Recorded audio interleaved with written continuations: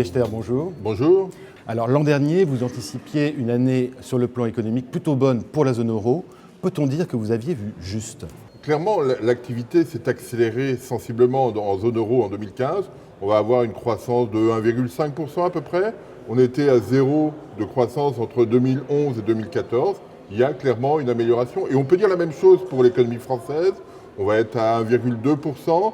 De 2011 à 2014, on était à 0,4% en moyenne. Donc il s'est passé des choses et c'est ça qui est intéressant, d'autant plus que le reste du monde va pas très bien. C'est-à-dire que l'économie chinoise s'ajuste de façon forte et massive et ça va continuer en 2016.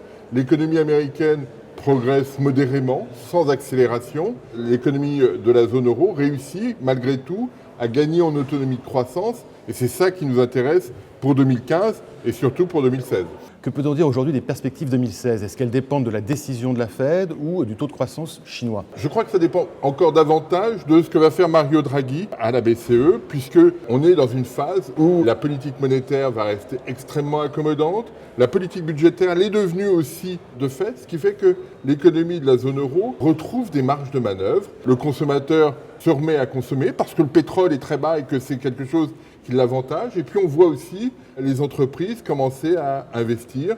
Et probablement qu'en 2016, on va avoir une accélération de l'investissement en zone euro, ce qui permettra de consolider le cycle économique. Donc la zone euro 2016, c'est plutôt positif. Que peut-on dire des autres zones mondiales? Les autres zones sont en phase de croissance modérée aux États-Unis. Si on regarde l'économie globale, on n'a pas d'accélération du commerce mondial. Ça veut dire qu'il n'y a pas de locomotive. C'est pour ça qu'il faut que chacun trouve le moyen de créer sa propre croissance. Les Américains ont une croissance modérée qui ne s'accélère pas et l'économie chinoise, eh bien, elle ralentit sensiblement et tire avec elle le prix des matières premières et les pays émergents. Dans cet environnement, il faut que l'économie de la zone euro retrouve de l'autonomie, c'est ce qu'elle est en train de faire et c'est ça l'enjeu encore de 2016 et de 2017 aussi. Quelles conséquences en termes de classe d'actifs? Autrement dit, que faudra-t-il privilégier l'an prochain? Les actions, les obligations ou d'autres classes d'actifs éventuellement? Les obligations ont des taux d'intérêt aujourd'hui extrêmement bas. Mario Draghi ne veut surtout pas changer cet environnement, donc il fera tout le nécessaire pour que les taux d'intérêt restent très bas. Donc les fonds en euros, par exemple, vont être forcément pénalisés. Mais si on réfléchit un peu autrement, on se dit, ok, les taux d'intérêt sont bas, le cycle économique s'améliore, la profitabilité des entreprises aussi. Globalement, les actifs risqués ont du sens. Eh bien, les actions ont du sens parce qu'il va y avoir ce support fort de l'activité plus robuste et d'une profitabilité supérieure. Si on reste sur les obligations, on peut espérer combien de rendement en 2016? Pour l'instant, quand on regarde les obligations françaises, on est sur un taux de 0,8%. On est sur des rendements qui sont très faibles.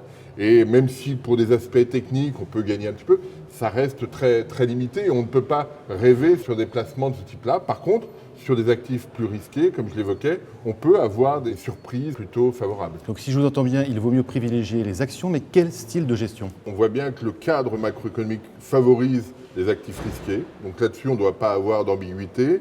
La vraie question, effectivement, est celle du type de gestion. Quand on regarde 2015, ce sont plutôt les actions défensives qui ont mieux performé. On peut espérer qu'avec l'amélioration du cycle économique, l'amélioration de la consommation, de l'investissement, qu'on appelle les cycliques, repartent de l'avant et donnent l'opportunité pour les gérants d'être plus agressifs dans leur gestion. La zone à privilégier pour finir? Zone euro, quoi qu'il arrive. Donc privilégier plutôt les actifs risqués, plutôt en zone euro. Philippe Wechter, merci. Merci.